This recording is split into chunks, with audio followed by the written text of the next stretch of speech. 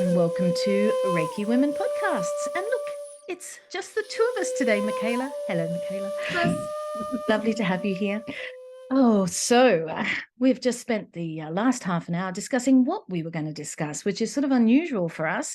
But I'll tell you what the subject is today. It's a tough one, which is why we sat down and had a little bit of a nut out about it. It's what happens when you what do you do when someone who you look up to, especially as a spiritual teacher, if they do something that is inappropriate. How do you respond?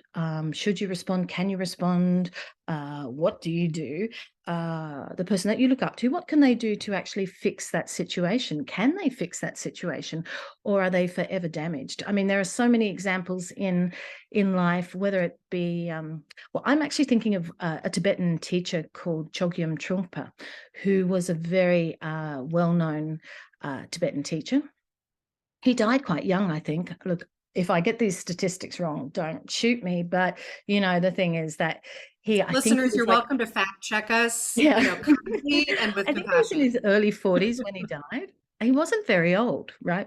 And he had come from Tibet to the West. He was one of the first teachers to come across. And, he lived I think he was quite intoxicated in many ways by the Western society, and yet he still had these amazing teachings. Yeah. So people didn't quite know what to do with him. I think he was sleeping with his students. He was, drinking. He was doing whatever. I don't know. But he was not living life in the way that you would imagine that a spiritual teacher may live. So, and possibly should live. But then this is the question. Do we have the right to make these judgments about spiritual teachers? They are just human, as we all are. So, it's a very complex conversation. And I'm not sure. What do you think about this, Michaela? Oh man, yeah, complex conversation indeed. This might be the first episode of Reiki Women podcast where we're, in a certain sense, responding to current events.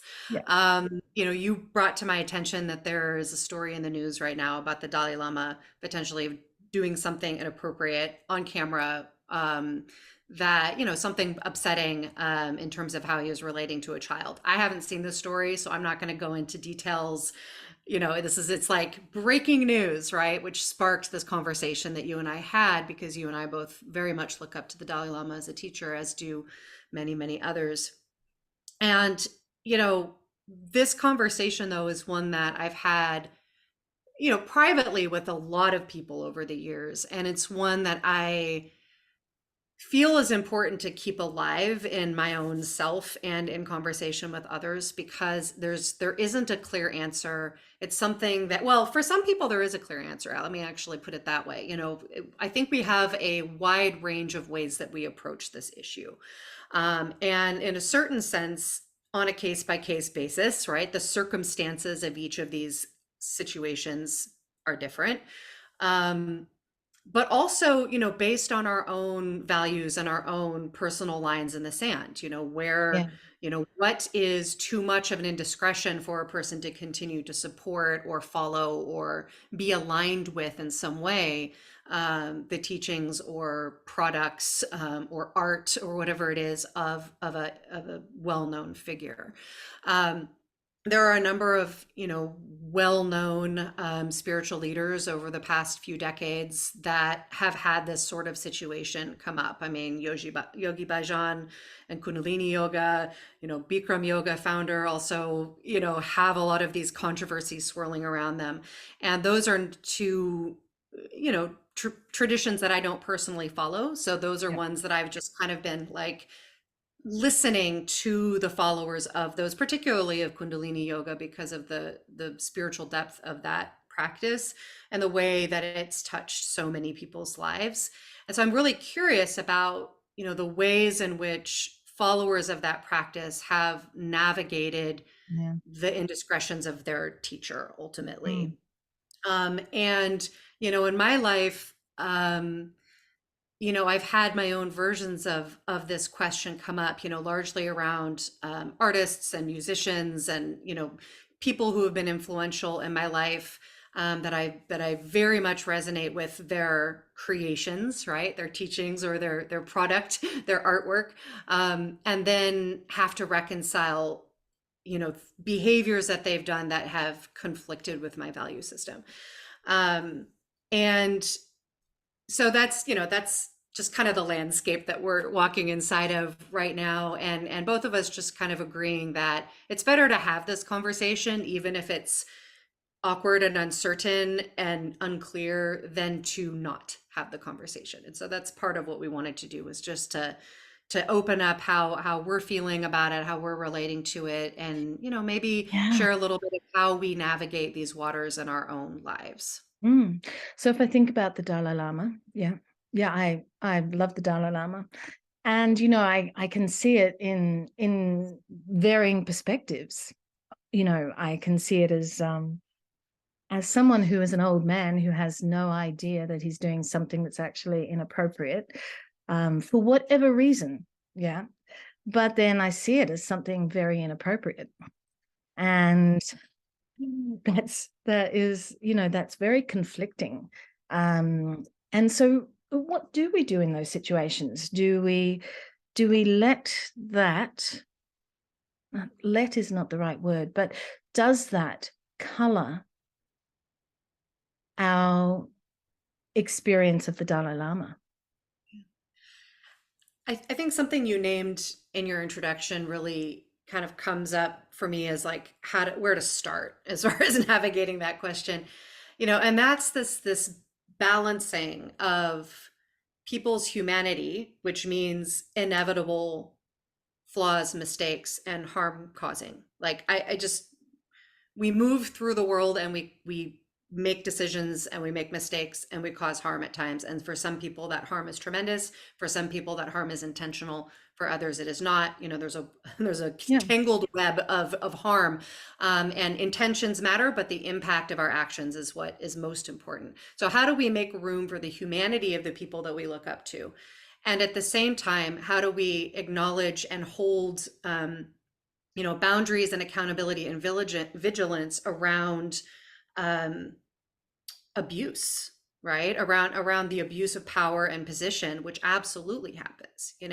There are scenarios that come up where a person who has developed a great deal of power and influence, because of their teachings, because what they Yeah. have brought to the world has had so much value for so many people, and that has brought in a great deal of power, and then intentionally abuse that power, right? Use that power, leverage that power to harm people, or to take, or to receive benefits for themselves, or to put other people in really difficult positions. That is something that has to be addressed, and the kind of dynamic of hero worshiping and putting people on a Mm, pedestal because of the influence they've had in our lives, or perhaps it's this conversation happens across disciplines, right? So yeah. it shows up often in terms of artists and musicians and actors and Hollywood people. If we're talking about spiritual leaders in particular, there's a real danger of having that level of power and influence over people's hearts, over people's spirits, over people's healing journeys, over people's trauma, over the way that people can devote their whole lives to following a teacher, and then to have that trust abused is a powerful, powerful thing. And so there's levels of that, right? I mean, that I just how do I then relate to the teachings when that has happened? Yeah. That is the Whether or not question. there's accountability for the person. Um, I haven't had to be in that position yet, but I can feel a little bit of that coming in with this situation that Mm, happened today. Um, but I think there does need to be space for people to be human, to make mistakes, and to make amends for those mistakes. There has to be willingness and awareness and consciousness on that person's part. And then there has to be um, the ability for people who have appreciated those leaders to be able to name the harm and let that person be vulnerable, right? Take them down off that pedestal, but not throw them in the garbage. Like, get them on a human to human level. Like, can we Mm, get on the same level where we can look each other in the eye and work through this harm? Because we can't do it when that person's on a pedestal, and we yeah, can't do it when they're in the garbage. that's right. So, is there room to stand eye to eye with this person who's caused harm and to try to work through that? And, And when we're talking about people who are essentially untouchable to us that's right. personally, I can't look the Dalai Lama in the eye, you know, I can't look in the eye other people who are in this situation in my life. Um, what does that look like in terms of Yeah, logistics? because the Dalai Lama has apologized. But Hmm, I mean, yeah, you're going to apologize if it's across the news everywhere, right? right. So we don't know if he understands that that is actually inappropriate. I mean, the world that he was brought up in and the world that we live in today are two very different places, and I'm not sure how aware he is of the changes that um, have happened in this world, or I hate to say this, but it's almost like, is he aware of the mundanity of our lives? And possibly he's not. Yeah. He seems, it is that thing about him being on this pedestal. He's sort of like in this other world, and he may not know, understand, have been affected by, or have people close to him know about the people around him who've been affected by these things. I don't know. Yeah, so it's a confronting discussion, because the last thing I would ever want to do is say anything against the Dalai Lama, or um I that's the thing inside of us. It's like you don't want that person to lose their pedestal either. There's like a desire to sort of like keep them there. And I'm sure a lot of people have experienced these things in their life. It's like, keep them there, but then you're hearing these things, I wonder if more things will come out. You know what I mean? It's that sort of way. And then it's like, oh my God, for how long do I do that for? How long do I hold them up there for? At what point do I make a decision that, it's not a healthy place for me to be? Right. It's Yeah. And it's like, I think that, and this is a conversation in psychology that I'm not qualified to, say anything definitive about. So this is just kind of from my observation of my own tendencies and others. But it feels like there's a way in which, those who we hold up on pedestals, um, there's a way in which we project our own desires to be good on yeah. them, right? And so if that person can be perfect Mm, and and live a perfect life and make no mistakes and not cause any harm yeah. and be brilliant and amazing and inspirational, Then we have and that I can potential. Yeah. align myself with that person, Mm, right? Because I follow something of it. Then, there's a way in which in my imagination I can reconcile some of the things about myself that I don't like, mm, right? And there's a way in which we defer doing some of our own work. Let me speak for myself. There's a way in which I have deferred doing some of my own work by doing that, right? Because I mm, can distract myself from looking at the goodness of somebody else and the perfection of somebody else and just resting in that. mm, And I don't think that's not what's always happening, right? It's not like anytime we admire somebody, that's what's happening. That's not what I'm saying at all. But I think there is a psychological resting place that we can sometimes lean into in those people that are up on pedestals. Similarly, people that are in the garbage, right? The opposite is true. We can look at the people who we see as bad and harm causing and disgusting and totally, you know, misaligned with our values. And we can project all of our badness onto them. And we can say, they are so bad. like I'm not as bad as that, right? That they're just completely 100% bad. And similarly, their humanity gets lost because they're not 100% bad, Yeah. right? They're not. Mm. And so in both directions, right, Mhm. dumpster and pedestal, Yeah. we can hide some of our own self by seeing people in this one-dimensional way. And when we are called upon to see the humanity in somebody that we've kept in one of these dualistic places, it can be really difficult and really painful. um, there's a lot of loss in having to see the flaws of somebody that we've held up as perfectly good. And there's loss in having to acknowledge the goodness and humanity in somebody that we've seen as irredeemable. And I don't have a lot of explanation about that. I feel that that is true. And I feel that that comes into play when these stories break and it's so hard for us to talk about them. Yeah. We should probably bring it down to earth a little bit more. So Sure. I think, within the Reiki community, we can see lots of different things. And I know when I first started teaching, and I was very confused about what I was teaching when I first started, like, why am I teaching this? Why am I teaching that? And what does this mean? And it took me into this whole world of urban myths, for example. Yeah. So Reiki teachers had started creating things, telling students that, oh no, you can't do that, because if you wear red, that means the energy won't flow or whatever, right? So they just make up stuff. And for me, that is that same sort of, we're putting someone on a pedestal because they're the teacher. The teacher is telling us, you can't do that. And we go, oh, okay, because you told me that. Yeah. So I'll believe that and I'll do that.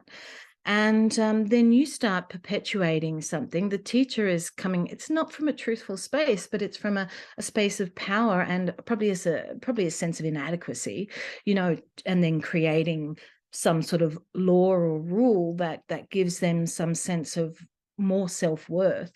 But it's at the cost of the teachings and the student. So for me, this all comes into this same realm, so that the teacher's having to look at, how am I bringing something across? How am I bringing the teachings across? Am I coming from a place of honesty and truth? Do I feel okay to say I don't know the answer to that question? Um, or do I have to appear like some indestructible force that is, no, you don't. And that I think has been something that has been very difficult within the Reiki community in the last, how many years? 40 years, more than 40 years. Yeah. Mm. Yeah, that's a really valuable, as you say, down to earth example. And a subtle form of like spiritual abuse, right? Taking the power of the position of a spiritual teacher or leader and doing something dishonest or harmful with it, right? And one could say, well, what's the harm in telling people they can't wear red because it blocks energy? Okay, there might not be any direct harm in that teaching, but the concept that I can create something that doesn't have a foundation of experience behind it and then project that onto other people as if it's true and have them follow it opens the door to any number of other things that are much less harmless. And then, as you say, there's harm in fabricating teachings inside of a tradition that has deep roots. And so, what do we do when we learn that, right? When we're confronted with that truth and we find out, okay, this is something that, wasn't honest in my experience with my teacher Yeah. or What with the do we people. do? Yeah. Yeah.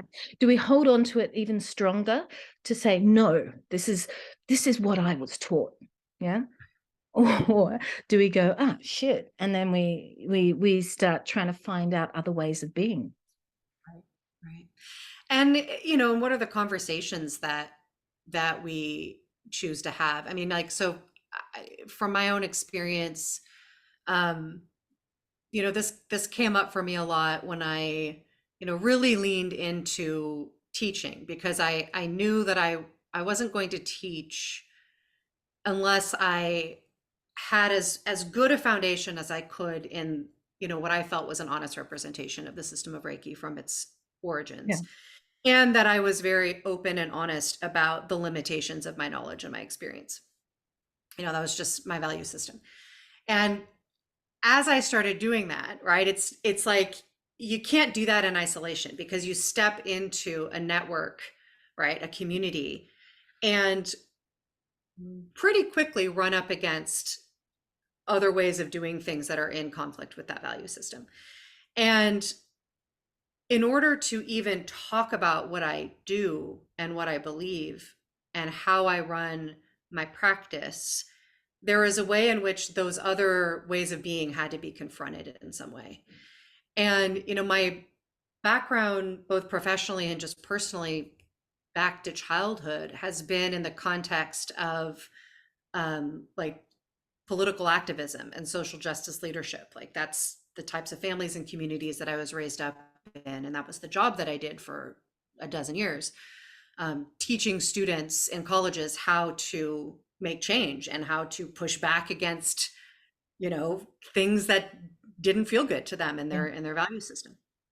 And so it came to the point where I felt like a fraud, like, even though I'm teaching in a way that feels aligned with my values, and, it's something that I work on getting closer and closer alignment, but I'm not speaking to things that feel affronting to me, right? I'm just letting them be.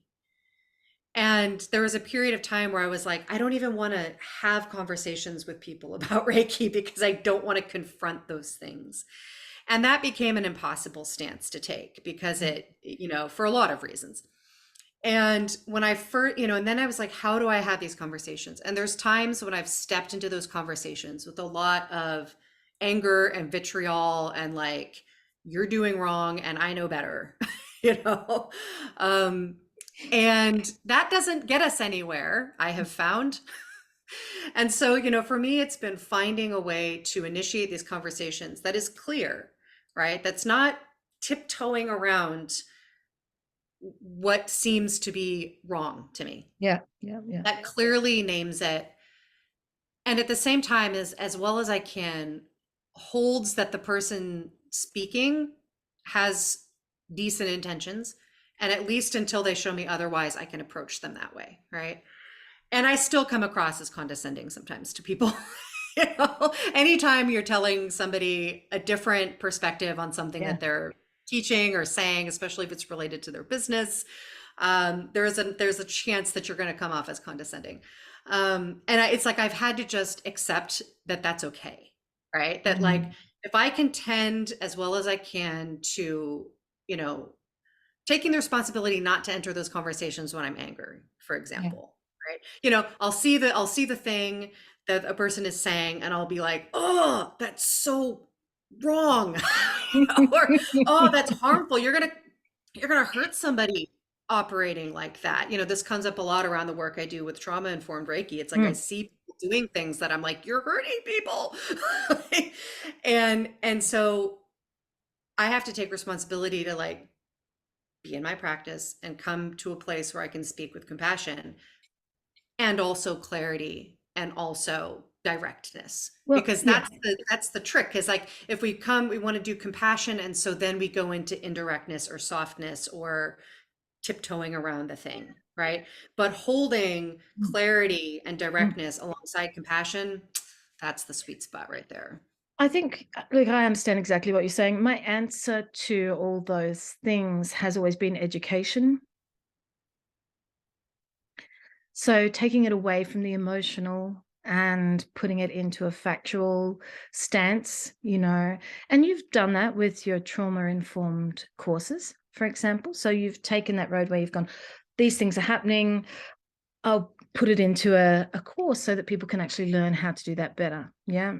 I did that by writing books, websites, so putting that information into a format that, like the Reiki source book, where, I went through and all the different types of schools that were around, so where they came from, where the aspects that they teach, the things that they teach, where did those things come from? And it's not saying they're wrong. This is the thing. I think it's when we start telling people that they're wrong, then we are condescending. But just all of us understanding where things come from and why we're doing what we're doing will make us all much better teachers, and will also lift up the system of Reiki so that it's a much easier to understand for people, place, and less conflict. I mean, you're going to find conflict anywhere. And I always say, like, people who do spiritual practices, who get involved in spiritual practices are normally pretty messed up. So, because they're people trying to sort themselves out. So that's why we're here, right? So if that's the case, then, we are going to need a lot of direction, and we are going to need to work through a lot of stuff. And there's going to be a lot of stuff happening along the way that may not be perfect and great. Yeah.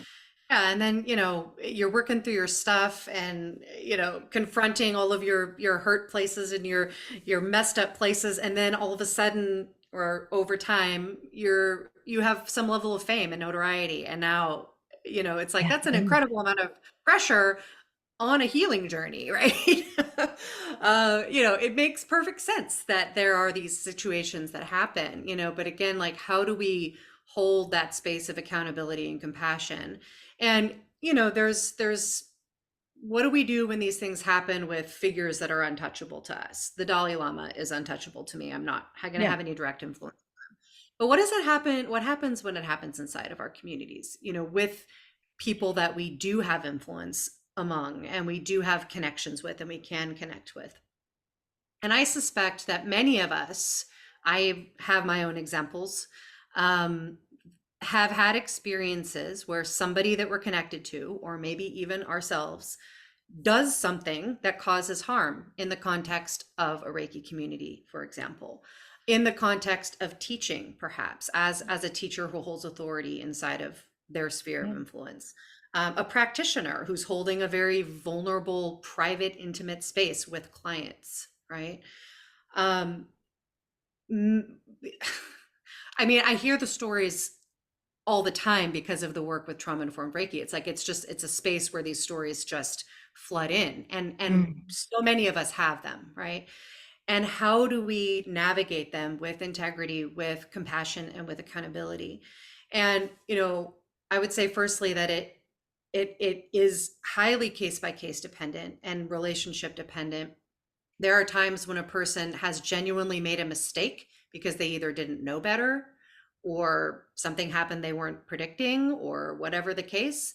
And that mistake caused harm and needs to be, amends need to be made. And perhaps that person needs to learn new skills or ways of being or protocols, ways of operating their whatever they're doing that prevents that harm from happening, right? There's reparations that need to be made to rebuild a sense of trust. And I've gone through processes like that with people.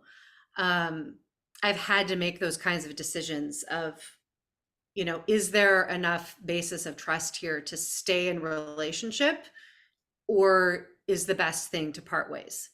These are important questions that we need to ask.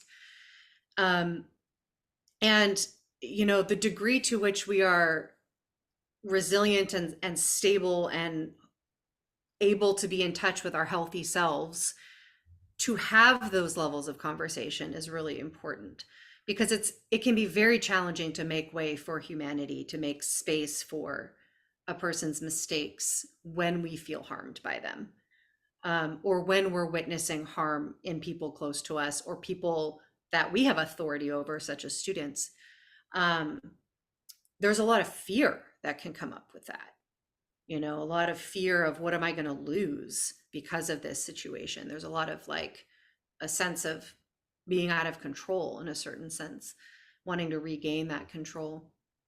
And so, I guess kind of where I'm going with that is that part of why I think these conversations don't happen as much as as would be valuable to us is because there is so much fear around them. And it's like, Yeah. we expose something to light, what's going to happen? But Yeah. similar to our conversation about shame, if we don't expose it to the light, it festers, it becomes something even worse. Yeah. And so, but the good news of that, the other side of that, it's like, on the one hand, it's overwhelming to think of how often humans hurt other humans because of the choices that we make. Yeah. Either intentional harm or unintentional harm. Both can have bad consequences. On the other hand, because we are so relational and we do have authority inside of the spheres of influence that we have, we can impact that. We can make changes inside of those spaces. There are structures that can help us to do that. There are, mediation structures, and there's, ways in which we can work through harm that's been done and make decisions about what reparation and what trust rebuilding looks like in a given situation. And I've seen it happen a lot, and I've seen a lot of repair being done, and I've seen situations where the decision was made that people should part ways, and that was the right decision. It looks different in every situation, but I guess, I'm being a little bit vague about details just for privacy's sake. But I think what's really feeling important to me to convey is that even when we feel like somebody else has, authority, like when we are in relationship and community with each other, we all have responsibility and we all have a certain level of authority. We Yeah, are but all leaders in the spaces that yeah, we're in. look, I totally agree. I think it's very easy to say that. And Not easy to do it. I don't think that it's very easy for people to take steps when it's close to home. I Oh, think it's profoundly that's really difficult. difficult Profoundly difficult. because not only I mean, the steps that you take are not just about what's going on. It's also about you and what happens to you in that situation. So there is a lot of, as you say, there's a lot of fear and unknown. Yeah. And I think you may have said that before. You don't know what people's responses would be around that as well. Yeah. So, Oh, yeah. So, I mean, I can think of something that has nothing to do with what we're talking about in a way, but that sort of thing, like if there's say there's a two girlfriends, you see this in the movies all the time. This is just a really cliche, silly example, but two girlfriends, one of the girls has a boyfriend, right? And say the boyfriend sort of like tries to get onto the other girl, the girlfriend, that sort of situation. And she goes, "Oh, no, no, no." And she tells her girlfriend, and the girlfriend goes, "What? You're no longer my girlfriend," right. Right. instead of seeing it the other Her way. fault, not his Yeah, it fault. should Yeah. be, yeah, he's no longer my boyfriend, right? So, just those things of responses that people have to each other around situations that are sensitive, then yeah, I don't know. No, Yeah, you're absolutely right. I mean, that is a huge one of the fears that comes up, right? Because whistleblowers are punished. Like even when they're right, even yeah, when they are taking action to mitigate harm, even when they save lives, even when whistleblowers are punished yeah, pretty universally, right? And so when we speak up about something that doesn't feel right to us, especially when that something is being done by somebody with any position of authority, yeah, or influence, the immediate fear that I'm going to be punished for speaking up yeah, is not only, it's justified, right? Like, it's not paranoid. Like yeah, it's based in reality. It's based in, and this is a situation that I experienced when a person shared, this kind of situation. They needed to share something with me that they had observed that wasn't okay with them. And I completely agreed. And it was definitely something that needed to be addressed. And in this conversation, they shared how afraid they were to speak up. Yeah. And that like they could like they were shaking just talking about it. And I, like, to me, I was like, well, of course I believe you. And of course of course I'm agreeing with you. But it's like, it was a real like reality check for me because she was really afraid. Yeah. And that is absolutely real. And so, I mean, that's a big reason why I was like, yes, we should have this conversation, because um, we need to affirm for each other and then take action to create conditions for each other and ourselves where that doesn't happen, where a whistleblower is supported in speaking up, Yeah. and that action is taken. Not only that they're believed, but that action is taken. Yeah. Um, and it's like, the more we create communities of understanding that that should be so, the easier it'll be to do it, Yeah. because it's part of That's right. It's in some ways, it's not just the whistleblower. It is the community that needs to think about what their values are, and whether they, as we started off this conversation, whether they can live with this situation, or is it at a point where we can't live with that situation? Does it reflect upon other things? Does it mean that the person is if someone's doing something inappropriate, are they, I mean, I don't know, it could be all sorts of things, a perpetual liar, or a, I don't know, it could be anything, right? And so does it lead into other areas? Is it, what is it meaning? And these are things that are very difficult to work out, possibly a little easier when it's close to home, and we can see things, we can work it out for ourselves. When it's further away from us, so as we started off with, the Dalai Lama, for example, then in that situation, it's very hard for us to know, because we don't know him, we don't know the true situations of what's going on there. And yeah, it brings us into a space of unknown.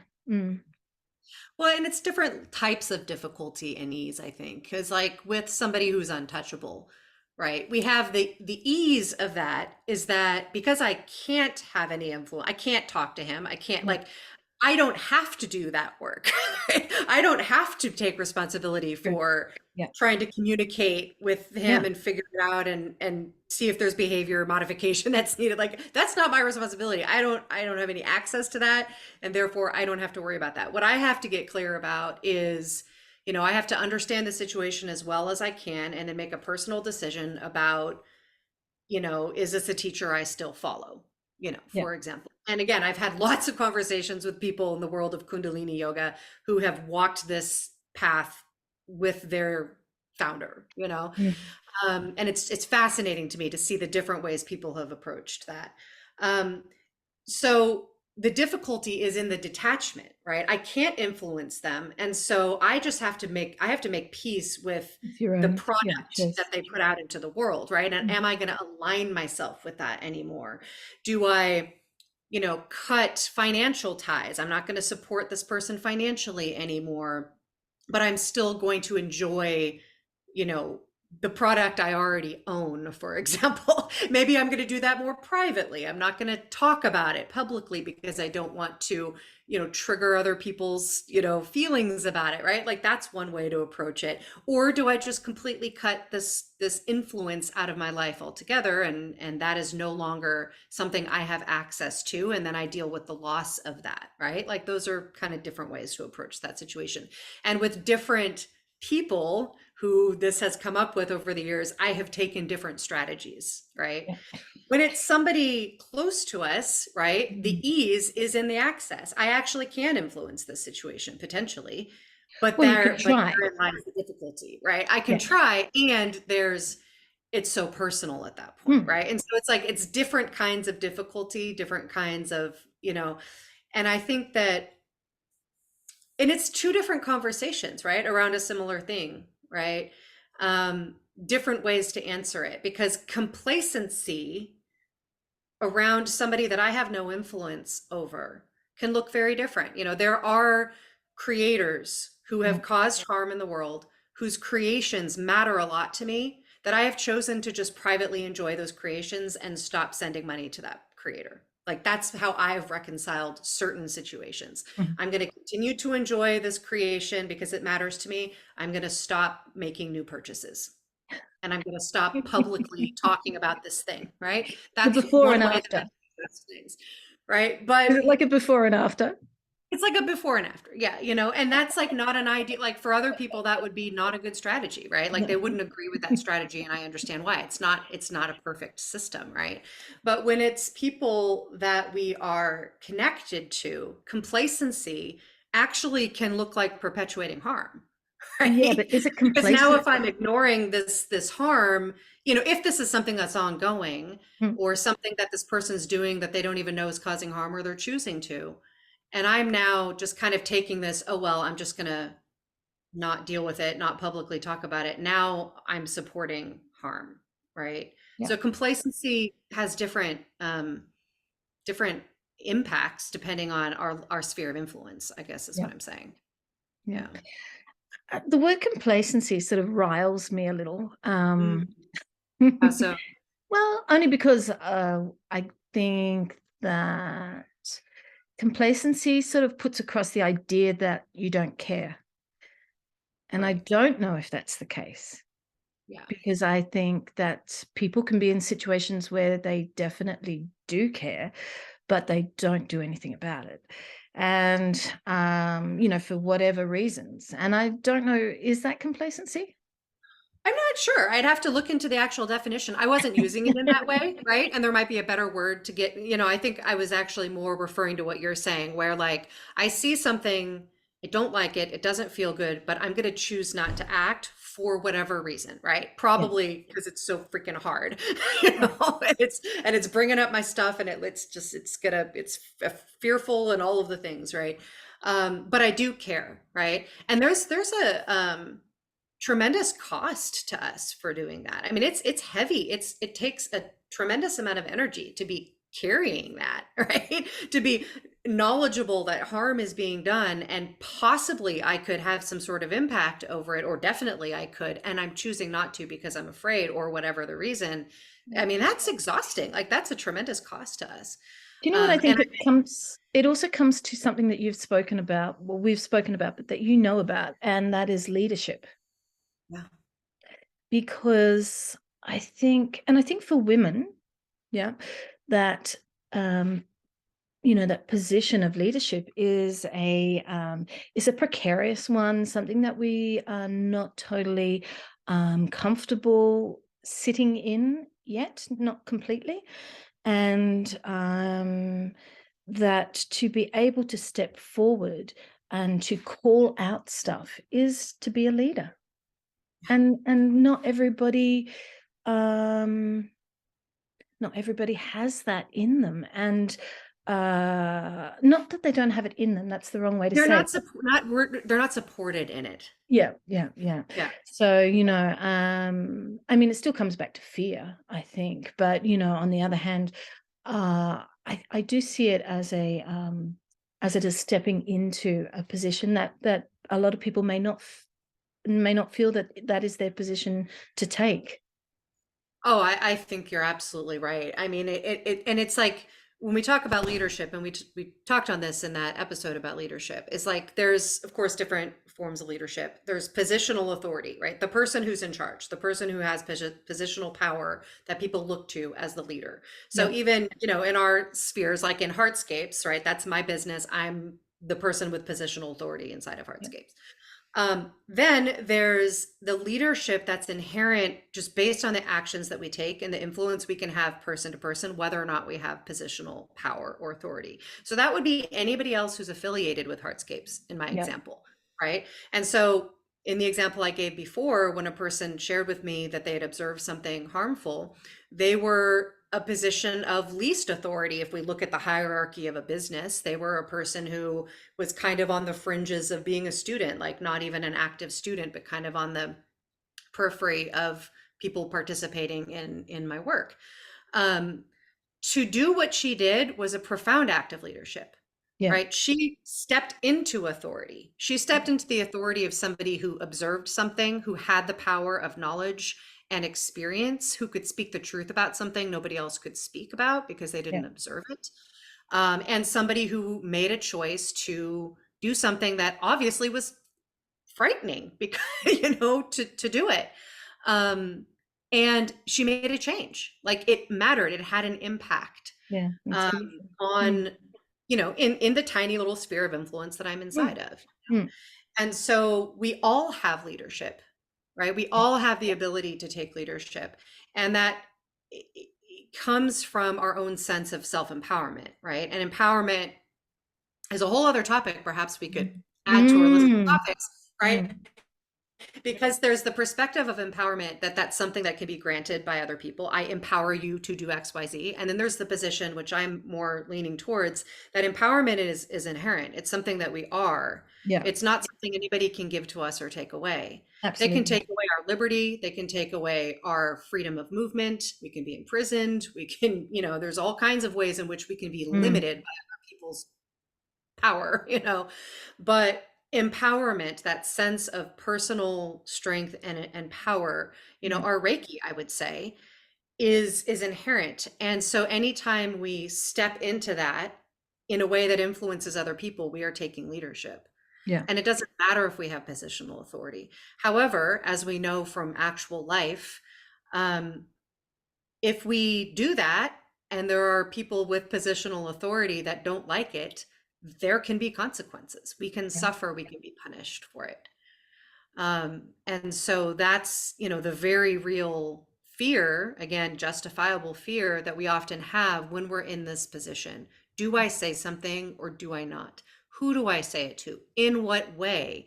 Do I make this a public thing? Do I make it a one-on-one conversation? Do I just share it with a couple of people silently, right? How do I make this information known? How do I start this conversation? And the right answer to that is going to be, there's as many answers to that as there are situations. But I think what I'm really wanting to really land on is that it matters that we express these things. If we see something and we don't actually care about it, then that's not even like what we're talking about here, right? But like, we see something that doesn't sit with us right, and it does, and it matters to us, we care. And we might be wrong, right? We can be wrong about how we perceive things, but we don't know unless we open a conversation and find a way to do that in a way that that feels safe enough Yeah. where we can be It's a good. bit like holding on to sexual abuse and not talking about it. You know what I mean? And yeah, I mean, I've spoken to so many people over the years, who have had sexual abuse in their life. I also had sexual abuse in my life as a child, and just that thing of not speaking about it, and um, you know, that's quite a common thing, and that really holding on to it, and holding on to it is just sort of like, by keeping it to yourself, it actually creates a monster, which is sort of what you're saying, and that you know there are parallels to that in the sense of not speaking out about the abuse of others, actually. Yeah. And I mean, silence and shame are powerful tools of oppression. Yeah. Like, just, I mean, these are the types of tools that allow a tiny minority of people to oppress a vast majority. Silence and shame. There's many tools, but but those are important ones, and especially in these kinds of contexts where it's information that could absolutely change the dynamics of what's happening. Mm. And if it came out, then somebody might fall from power or somebody Mm. might have to make serious changes. And how do you prevent that from happening, right? By making a person give up like choose to disempower themselves. You can't, again, this is my belief. I'm up for debate about this, but my belief is that nobody can disempower me, but they can make me feel so ashamed or afraid that I choose to disempower myself. Yeah. Um, and what we're inviting people into is the choice to empower ourselves, and to do that in a way that where we feel that power, we don't feel that we're in too much danger. And that might look like recruiting other assistance from other people, sharing this information with a very trusted person first. It might look like a lot of different things. It might look like really leaning into our own practice. I mean, back to Reiki, being in the practice of the system of Reiki is what allows me to feel like there's enough room inside of me to have these kinds of conversations and to hold that accountability and compassion in the same body, in the same space, in the same conversation. I didn't used to be able to do that. It would Yeah. either be explosive anger and vitriol. When I was in my 20s, I was very politically active, and it was just all vitriol. It was just all anger. It was just all beating myself against the whatever the thing was, right? No compassion whatsoever. No room for humanity. No, us versus them. They're bad, we're good. Like, as dualistic as it can be, right? Like, that was my 20s. Very, very, very hot politically. And then burning myself out and then going in the opposite direction, total apathy. I'm not going to deal with that at all. Right? I can't care about that anymore. It's too much. It's too heavy. I'm Yeah. literally burned up. Yeah. Right. Yeah. And then stepping into Reiki and finding the space for, okay, there's accountability, there's, heat, right? This needs to change. This needs to be confronted. This needs to be spoken to. And at the same time, compassion and humanity. Oh, those things can exist together. I actually have to behave really differently than I ever had before when I bring those two things together. I can't be vitriolic and pound myself against the bad people, Yeah. and I can't be complacent. I see your point I about the word. understand. I can't be complacent and apathetic and just, I'm not dealing with that. Neither one of those are acceptable options to me anymore, but I needed the system of Reiki, diligently practiced over years, to make space for this other way. Yeah. And, it's time and age with a practice, something to support you in changing your thoughts and your actions, that does that. And so we're quite blessed as I'm always feeling that, the older that I get, the more blessed that I am, the more experience and the more things that I can look back upon and use as a catalog or like a little computer database to look at my experiences in life and how I've dealt with things and haven't dealt with things, and the choices that I've made and the differences that in me as I've gone along, and just like you're saying, we're it's a beautiful thing to be able to have that, what's the word, when you're looking back, to have that perspective. Yeah. So good on you, Michaela. That sounds really fantastic. And Good on Reiki. keep at it. I'm really grateful to you for initiating this conversation. I mean, as you know, from our like half hour of chatting before we started filming, like I felt some reluctance to have this conversation today. I didn't feel prepared. I didn't feel like, oh, I need to really prepare myself to say all of the right things. I don't want to say the wrong thing and be embarrassed and be ashamed and, be wrong and, have the wrong strategy.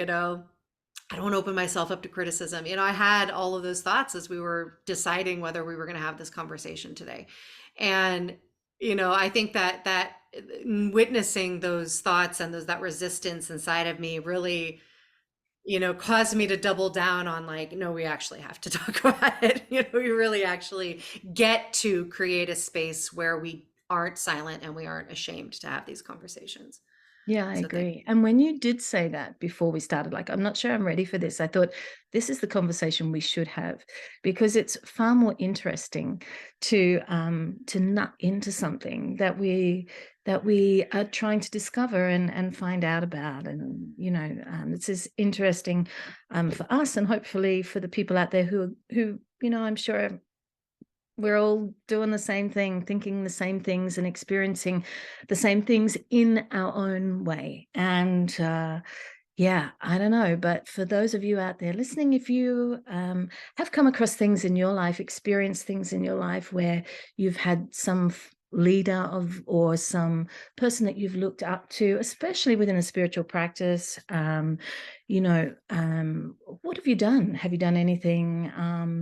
Did you feel that you could do anything? We'd love to hear your experiences about that. And if you're in a situation or find yourself in a situation where there does feel like something that you need to speak up about, and you're feeling afraid or ashamed or like you can't do it or you don't know how, and you want support in that, I am very open to supporting you in that. So please do reach out. Um, I won't have all of the answers, but I have a lot of willingness, and I have a lot of moments to draw from to be of support in you in that, and I definitely want to be a space that can support that. So Thank you, Michaela. Michaela is the trauma queen. So Hmm. and anyway, so yes, thank you for that, Michaela. That's beautiful Yeah. of you. And yes, so do that if you are feeling that you need to talk about something. And we have our own community as well with the Reiki Women podcasts. So embodying Reiki, so really embodying, being in it, working with it, practicing it. Which reminds me, I am going to be doing the next workshop that we have coming up, and it's at the beginning of what month will that be? May. Thank That you. would The be beginning of May. May. And that will be the first Sunday in the beginning of May. So hop along to our Facebook page and join our Facebook group, Embodying Reiki.